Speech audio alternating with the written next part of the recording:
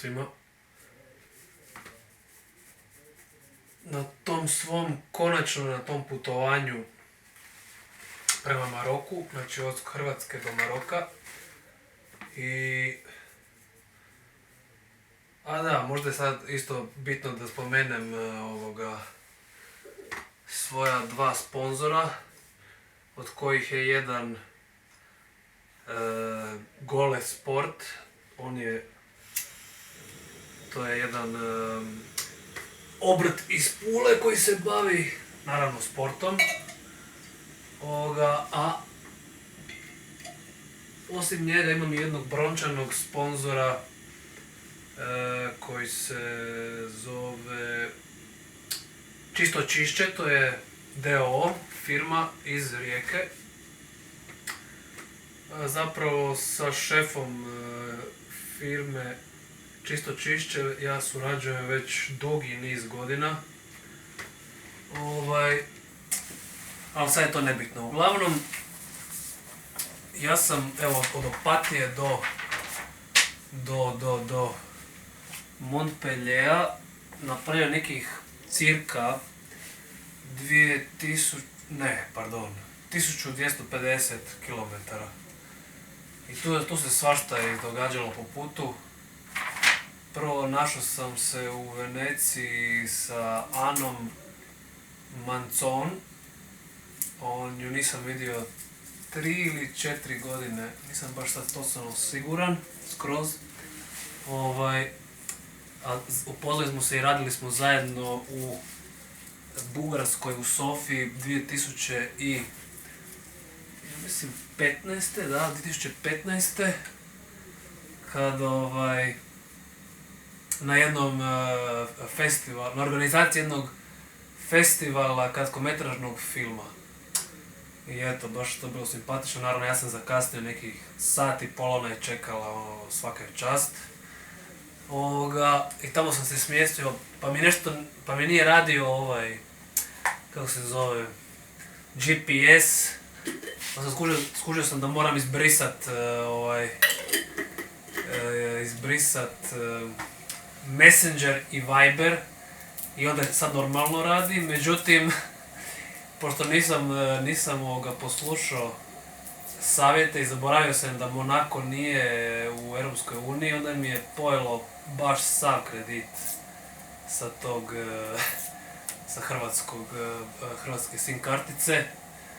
Pa sam morao sam danas sam kupio novu karticu, tu francusku, i napunio. Mislim, neću baciti ovu hrvatsku i to, koristit ću ja sljedeći možda mjesec kada se opet napuni i kad platim taj račun. A uzeo sam tu neku SIM karticu francusku da mi koristi sad od Francuske, Španjolske pa do Maroka. Možda i u Maroku bude radila, ali mislim, sumnjam da hoće, tamo ću kupiti novu, šta da radim. U Meštre, zapravo gdje sam se našao sa Anom, odmah sam s njom popio špricer, pa smo se malo napričali šta radim ja i tako dalje. To je prvi put da sam bio uopće u blizini Venecije i zapravo prvi put da sam uopće bio u Veneciji i stvarno fascinantan taj grad, međutim nije nešto sada da me jako fascinira, zato jer je invazija turista se događa kao što se događa recimo i u Hrvatskoj, ne znam, u Zadru, u Splitu, u Puli, ali najbolje bi to se, mislim, usporedilo sa Dubrovnikom. I tako da već postoje neke inicijative da se Venecija zaštiti, to jest da prestanu primati toliki broj gostiju, jer i to je jedan razlog zašto Venecija tone, nije samo zato što propada u taj pijesak, jer je svuda oko Venecije pijesak i zato što je stara, nego zato što i dolazi milion ljudi. Međutim, ja isto imam jedan svoj razlog, mislim, tako jednu stvar zašto ja mislim da Venecija zapravo tone, jer više manje sve što je izgrađeno na tuđoj nesreći A zna se kako je Venecija postala jaka, time što je terorizirala druge narode koji su živjeli na obali Jadranskog mora, na primjer Hrvate, Crnogorce, Albance, a i druge vjerojatno, pa ništa, a ostoga, pa na neki način to je karma i što, kako bi rekli, sve se plaća, a i te naše materijalne stvari, ništa to nije vječno, to je samo materija, ona propada nakon nekog vremena. Ja sam sad tu u jednom hotelu, u jednom malom hotelu u Montpellieru i baš i nije tu tako sve to jeftino. Iću sam vozio, nažalost, jedno 11 sati sam vozio od Monaka do Montpelliera jer nisam imao taj GPS i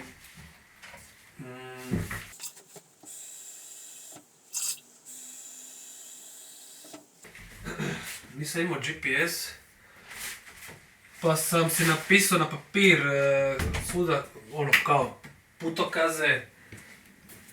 Sam sa sobom se zajebavao da bi to moglo se nazvat kao bosanskim GPS-om, a zapravo ne želim omalovažavati Bosanca, ali kao ona fora bosanski Zippo pa bosanski GPS, mislim Bosanci su super ljudi, da se razumijemo. Kao i većina Balkanaca, ali eto tako, to se to tako dogodilo. Već sam zadnjih još su bili neki veliki radovi na tim cestama francuskim i bio je već pao mrak i katastrofalne su bile oznake, to već sam lagano ludio bio.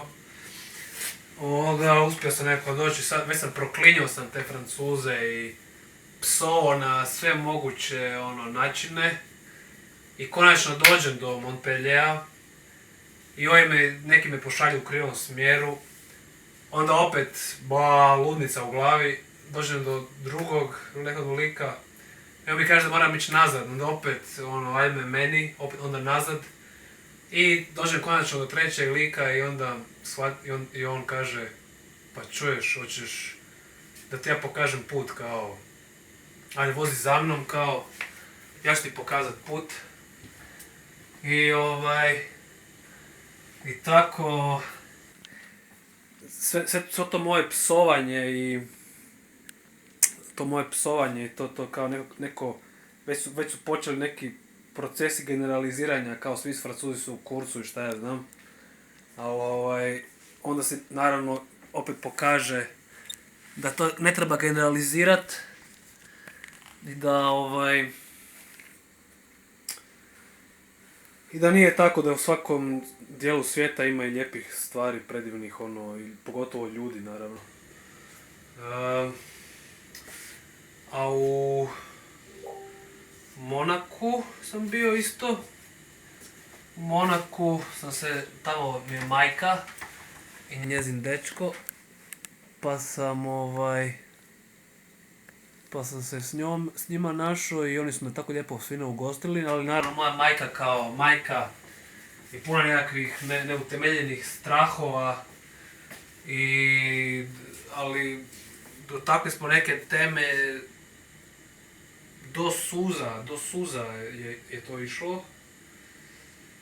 Mislim, kad se poznate cijeli život s nekim i ona nikako ne pušta kao moj sin, on se ja pitam zapravo dokuda ide ta majčinska ljubav, puštajem ja te sve majčinske stvari i stvarno volim svoju mamu, ali gdje su granice te posesivno, to više nije ni ljubav, to je neka posesivno, obsesivna stanje svijesti gdje ona sve zna najbolje, a zapravo nikad nije ni bila u Maroku, niti je ikad vozila Twingo do Maroka.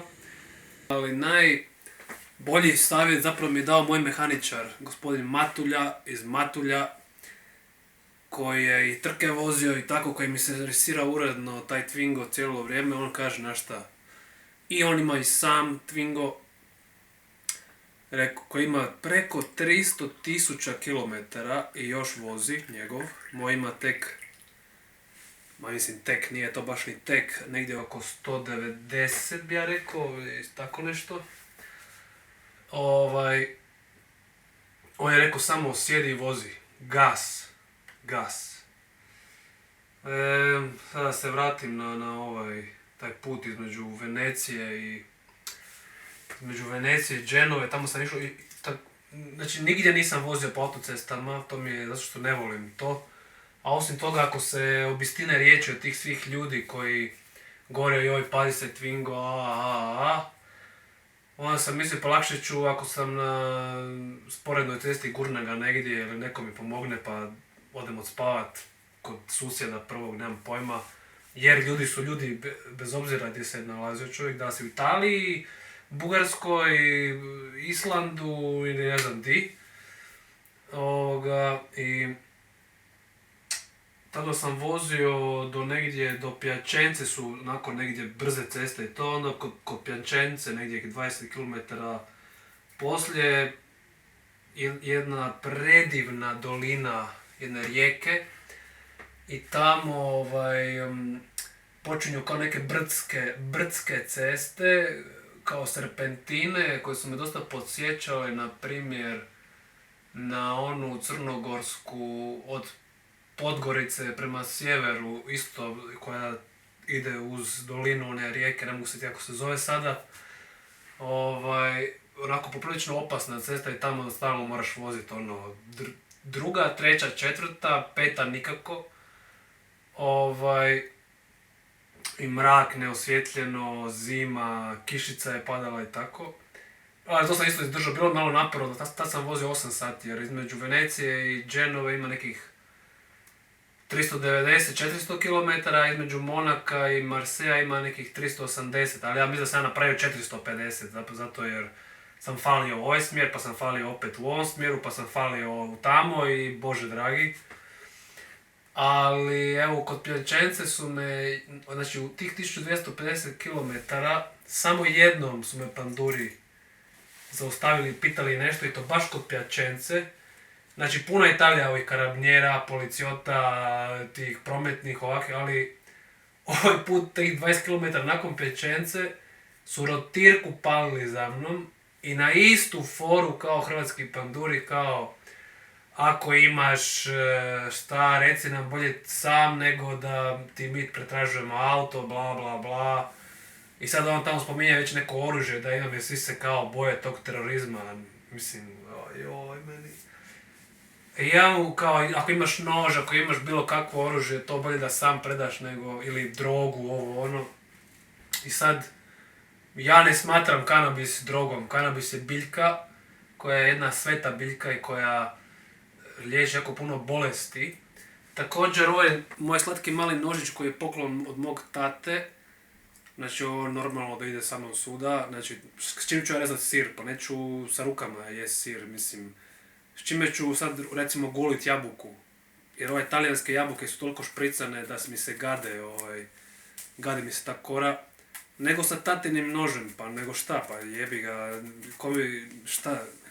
I sad, ne služi meni ovaj nož da ja koljem okolo ljude ili šta ja znam, da prijetim, pljačkam banke, nemam pojma, režem sir, ja govorim, pa imam nož za sir i pomidore, isto kao što mi je ga htio zaplijeniti tamo u Dalmaciji, tamo 2016. kad sam putovao, pa sam rekao pa neću nikog ubijati s tim čovječe, mislim, sir i pomidori, šta? I on kaže, a šta pušiš? Ja govorim, pa imam duhan, kao pušim duhan. Znači, ako me pita imaš droge, ako ja kanabis ne smatram drogom, onda ja nemam drogu, je tako. Znači, je tako. Znači, nisam ni lagao po tom pitanju. I on kaže, da li može vidjet kao taj duhan, ja mu kažem, pa evo, duhan ja mu dam, a unutra u duhanu je bio jedan lijepi cvijet kanabisa. I nije ga ni našao i ja govorim šta hoćete da vam imam pilu za masline orezivati to. Imam i sjekiru, ali tomu nisam spomenuo jer to bi već možda bilo opasno. I kaže on, ma ne treba, evo kao dokument, ja je vozića. Tako da, samo jednu poruku ću vam reći. Znači, kad vas panduri tako, moj star je bio panduri, moj pokojni djed je bio i milicajac i policajac. Tako da, kada vas panduri počnu tako pilit, samo, stay cool, budi normalan i budi svoj, šta nisi ništa skrivio čovječ, samo zato što ja izgledam tako, što mi je Twingo cijeli šaran i nemam pojma, kao sad sam ja neki kriminalac, nemam pojma, ali najveći kriminalci su oni u odjelima. Pustimo sad to. Uglavnom dođem ja do Genove i taj kaos na te Genove, to je strašno. I tamo nisam baš puno dugo ostao, tamo sam samo prespavao i pičio drugi dan za Monako. I sad išao sam skroz uz more prema Monaku i do jednog gradića.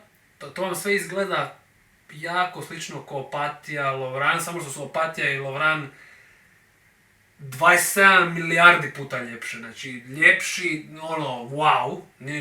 Nije ni čudo zašto su fašisti i ovi svi ti Italijani od Rimljana pa do sad ovog fašista što je u Trstu gore da je Istra njegova i to tako dalje.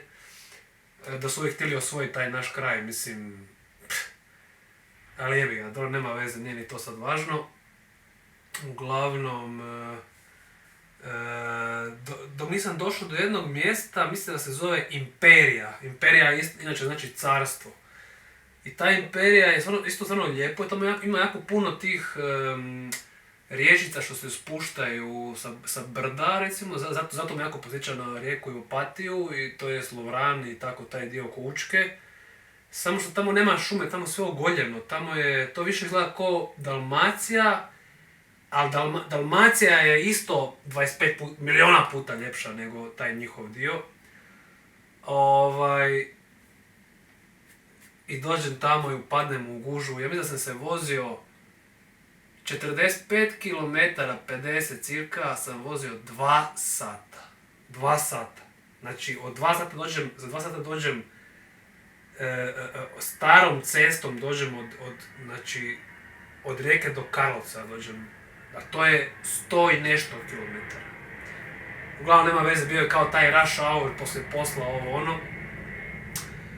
I u Monaku mi je pojelo cijeli taj račun.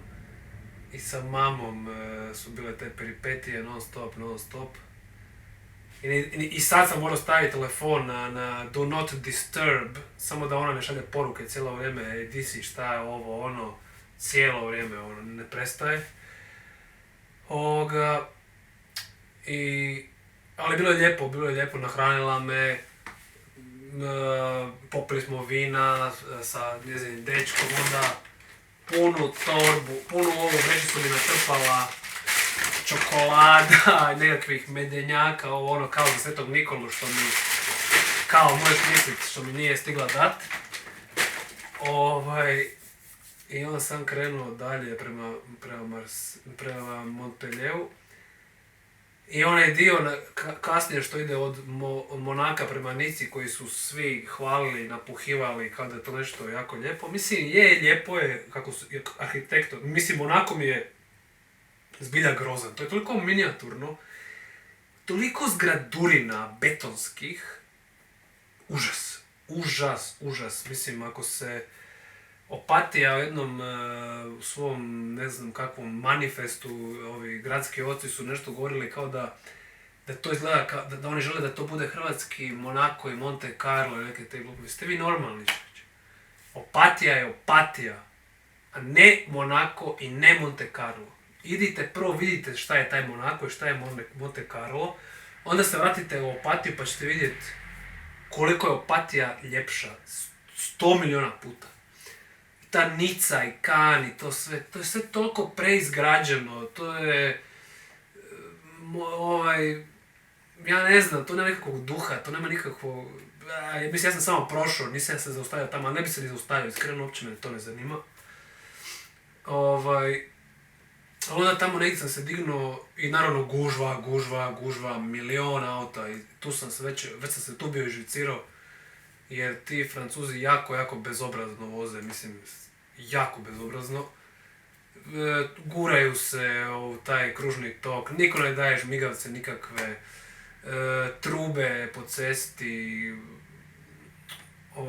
i onda se ja pitam, pa gdje je ta kao poznata francuska kultura, bon ton i te gluposti, mislim, ok, možda je to bilo u nekakvim visokim slojima društva, ali kad je izbila ta francuska revolucija i kad su poubijali sve te njihove, kako se zove, grofove, kraljeve, prinčeve, nemam pojma, ostalo je očito više manje bagra, mislim, opet kažem, ne želim generalizirati jer svugdje ima predivnih ljudi. Kao evo danas sam išao isprintat stikere, naljepnice za auto od čisto čišće tu 100 metara od hotela mi je, znači, takva tiskara na 2 kata sa ogromnim skladištem, zove se, čekaj, tu piše kako se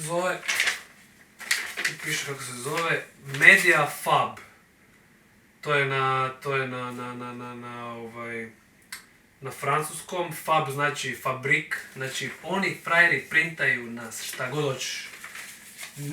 Nema na šta ne printaju, znači to je wow, evo s te strane, znači to znanje francusko, strojevi napredni, onda tu pokraj toga nekakvi radovi su građevinski.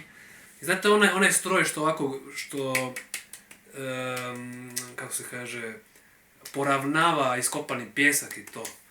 I naši jadni moraju ovako to držati pa ovako rade. A ovaj tu frajer Francuz ovako ima daljinski, taj stroj je udaljen 2-3 metra od njega, on puši lijepo cigaru ovako i samo na daljinski, on nabija tamo taj pjesak.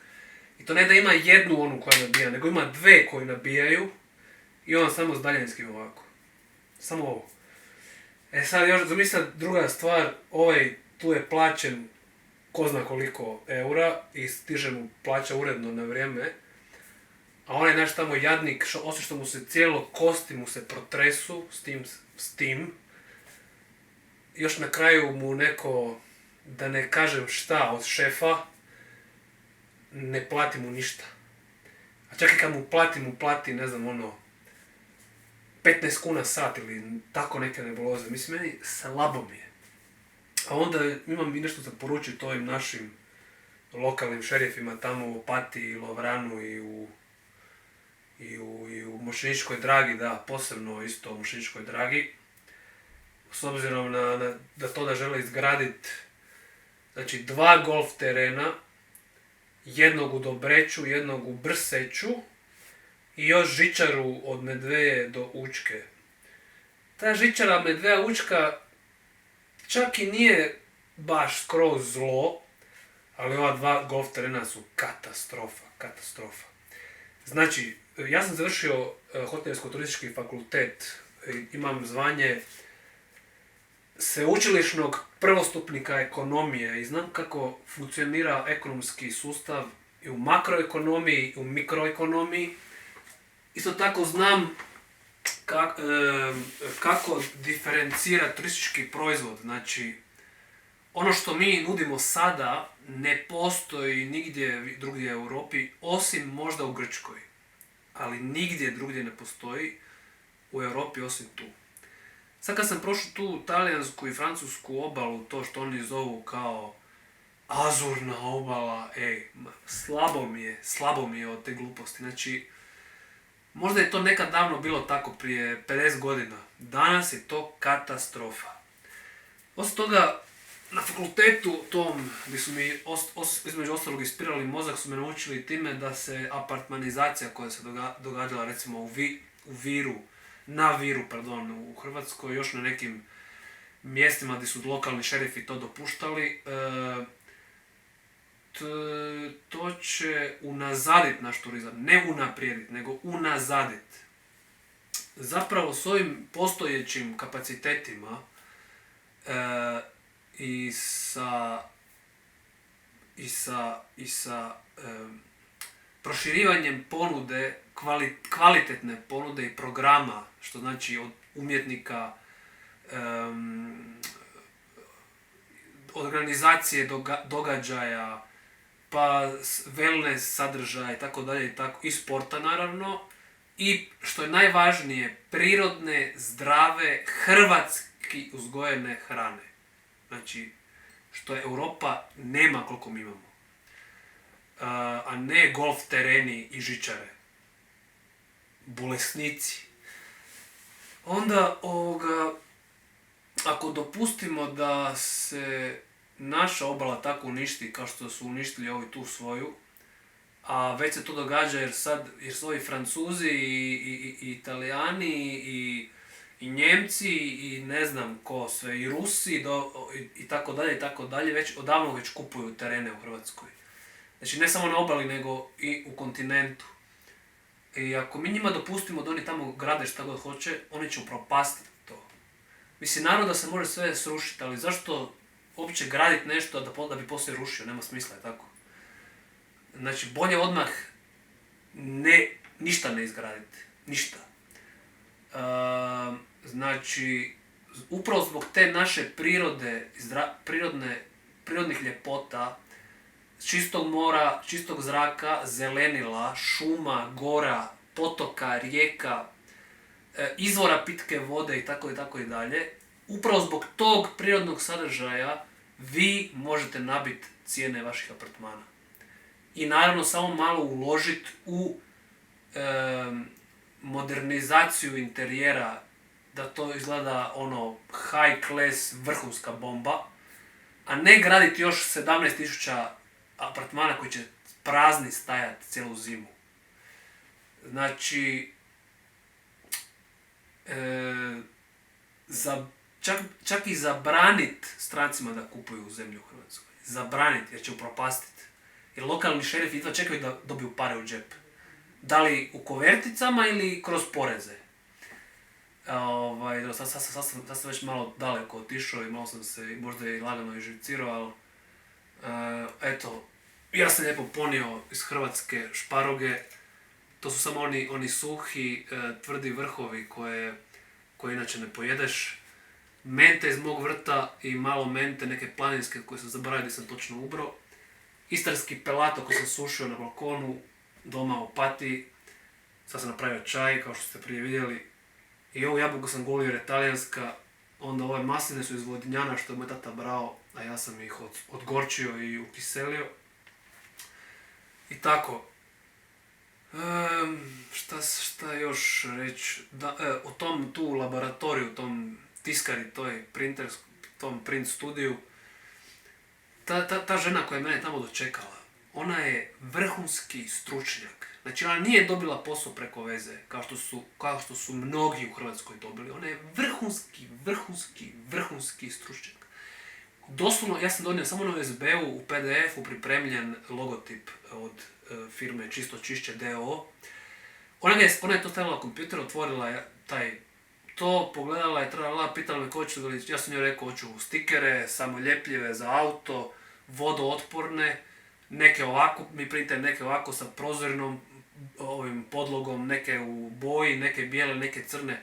Doslovno u 10 minuta ona je samo klik, imenovala fajlove i poslala ih u taj print office. Mislim da mi je za 2 velike naljepnice i 12 malih uzela 18 eura. Znači oko 100 kuna, 120, 130 kuna, uopće nebitno.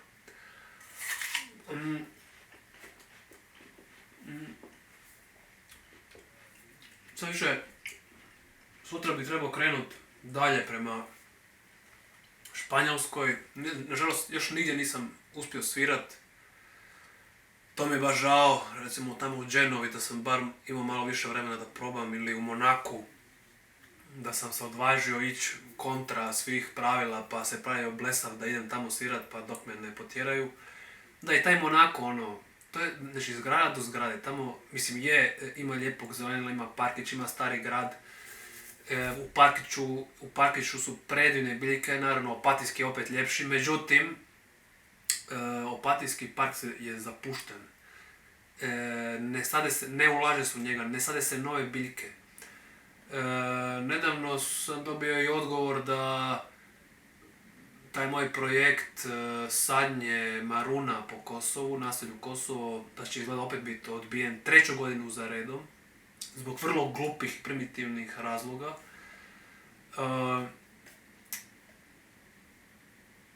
Trebalo bi u tom parku posaditi gradski voćnjak sa lovranskim trešnjama i lovranskim marunom.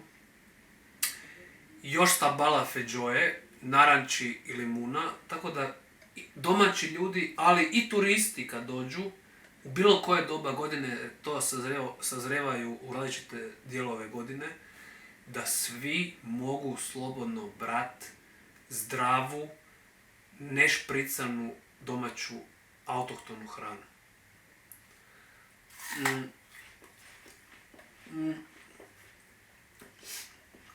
I da postoje vodiči koji vode kroz park, da govore ovo tu je ova biljka, ovo tu vam je ova biljka, ovo je donešeno iz one i one zemlje, te i te godine i tralala, tralala.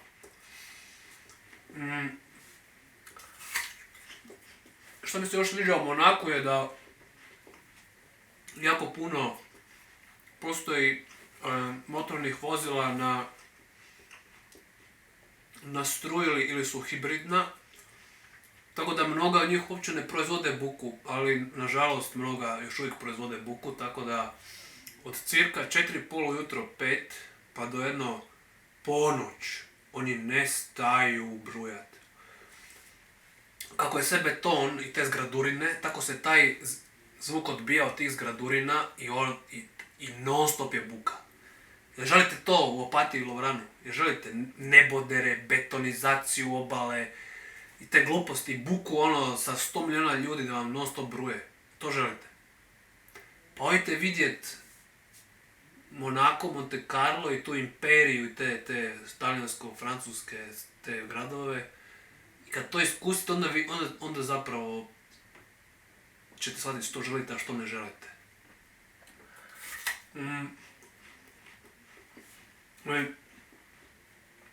Ostala mi ova bilježnica, zelena mi je ostala tamo u tom laboratoriju, u toj tiskari, pa sam odnio joj suhe kadulje što sam brao tamo na Zijavici kod Mošničke Drage i neke bademe dalmatinske i jedan brstečki češanj što smo uzgojili zajedno udruga Brstečki češanj. I tako da ćemo najvjerojatnije probati zaustaviti izgradnju tog golf terena, on bi trebalo početi gradnja 2023. ili 2022. tako nešto, znači užas.